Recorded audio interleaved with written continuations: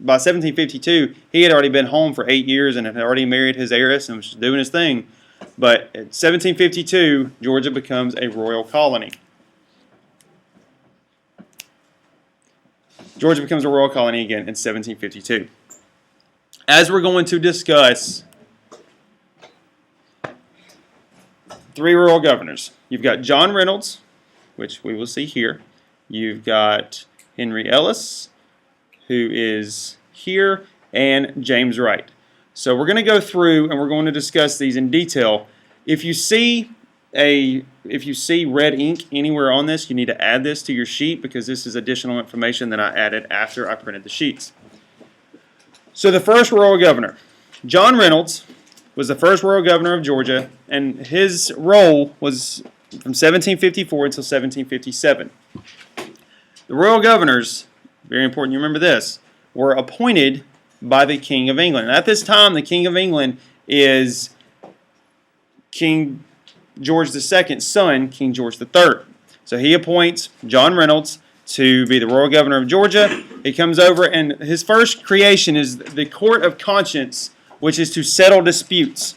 Already, you see a change from the colonial or proprietary period to the royal period. Because during the colonial period, remember, lawyers were not allowed because basically the trustees and Oglethorpe wanted for these people to just kind of do their own thing and resolve their conflicts together. Only people owning 50 or more acres of land could vote, and this kept the poor out. And the requirement of owning land, this is a very important part of history. This existed throughout Europe for a long time. And this existed even in America. I mean, all the way up until really the late 19th century. I mean, even after slaves were given their independence in 1865, with the Emancipation Proclamation of 1863, even though they were given their freedom, they couldn't vote, and they were given the right to vote by an amendment. Their rights to vote were taken away because you had to own a certain many acres of land. So again, the poor people were often kept from voting, and again, if you can't vote, you can't exactly serve in a legislature. So if you were poor, you again could not vote and could not serve in the legislature. Okay, who had what in North America in 1754? Spain, we know that controlled Florida and Mexico and much of South America. France had settled along the Louisiana area all the way up to the Great Lakes. Great Britain had 13 colonies along the Atlantic coast. Remember the Atlantic Ocean. Both France and Great Britain wanted America. France had a stronger army. Great Britain had the best navy in the world. And remember the other day, or yesterday actually, we spoke about the Spanish in the War of Jenkins' Ear, that they had actually gotten afraid of the notes sent by James Oglethorpe saying that the British Navy was on the way and they kind of ran away. It's because the British Navy was so strong. So already the Spanish and the English have fought in the War of Jenkins' Ear, and just a few years later, the French and Great Britain are going to get into a war. And again, the major reason that they're fighting is for control over this new territory that they refer to as the New World. Both sides had become friends with different Indian tribes, and in 1754, a war breaks out known as the French and Indian War. Now, don't be confused by the name French and Indian War. This war was not between the French and the Indians. The Indians, a lot of them allied or fought with the French against the British. This war also took place over in Europe, but the French and the English were just fighting each other over there because there were no Indians in Europe. So it's known as the 7 Years' War over in Europe. Or again, remember the years 1754 to 1763. The French and their Indian friends against the colonies with British support. Both sides claim the Ohio River Valley, which runs down from the Great Lakes down along the Mississippi River. And the French built forts in the Ohio River Valley, and many Indians sided with the French. From 1754 to 1758, the conquests kind of go back and forth, and the French win some battles, the British win some battles. But in 1758, the Virginia governor sends Captain George Washington, who of course later becomes our first president, to take care of the French in the Ohio River Valley. The war goes on for another 5 years, and in 1763, the British defeat the French and the Indians, and the French and Indian War is concluded with the Treaty of Paris, which again is signed in 1763. Several future founding fathers were actually at this signing of the Treaty of Paris, so it is a very important point in our history. As we're going to see later, the French and Indian War and the significance of the French and Indian War is that it left the British people and the British government broke.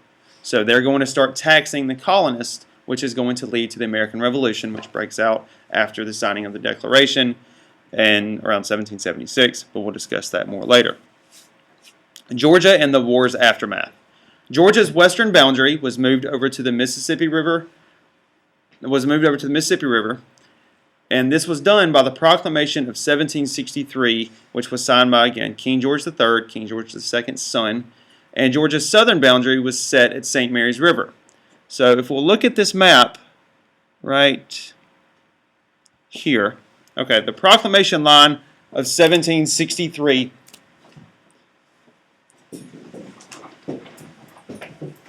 right here.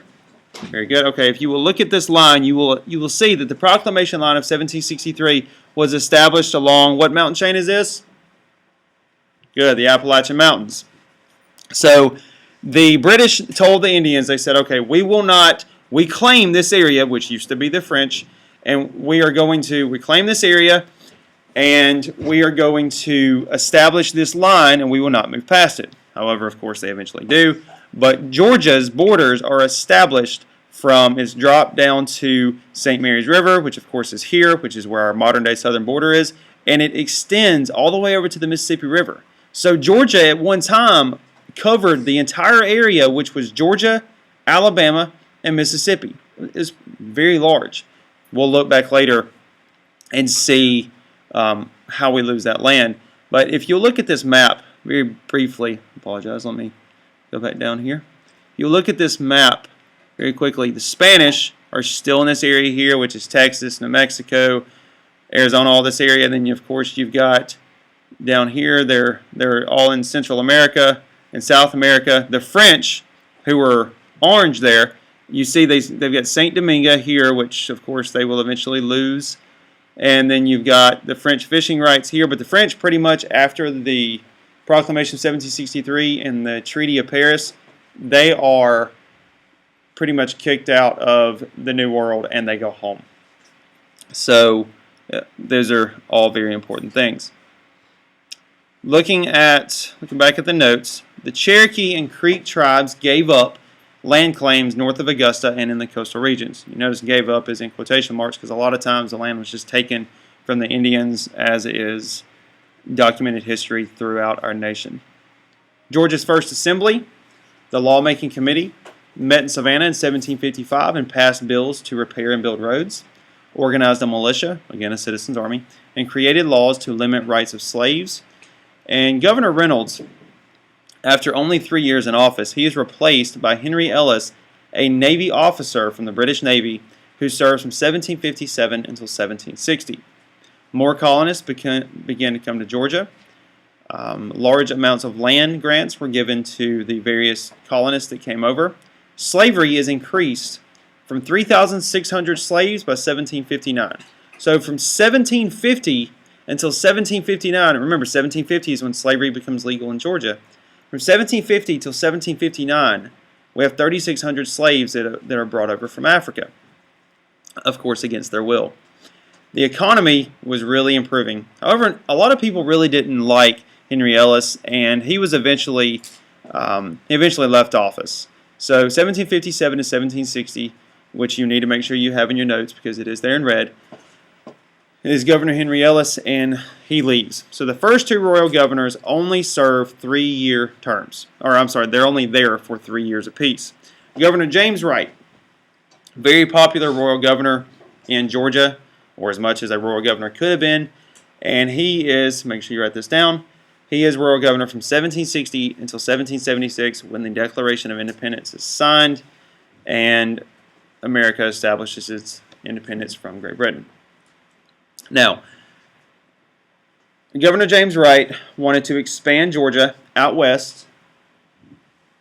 Him and his government purchased large amounts of land from the Indians and from other people, and more schools are established, but only for upper-class children. Now, to conclude this, royal governors, John Reynolds, Henry Ellis, and finally James Wright are your three royal governors. Who are they again? Very good.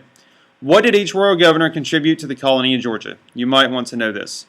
You will have a test over this material very soon. The very last thing, and yes, I know this is amusing, but the very last thing is Georgia crackers.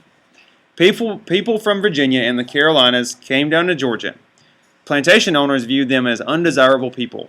These lower class people were called crackers, which was meant as an insult, which it still is today. Crackers were not welcome and thought of as ones who did not obey the colony's laws. This concludes the discussion over basically establishing the royal period. Our next discussion, we will look at the various taxes and things of that sort that the British imposed on the colonists after the French and Indian War that eventually causes the American Revolution. Please make sure you study this material and have a great day.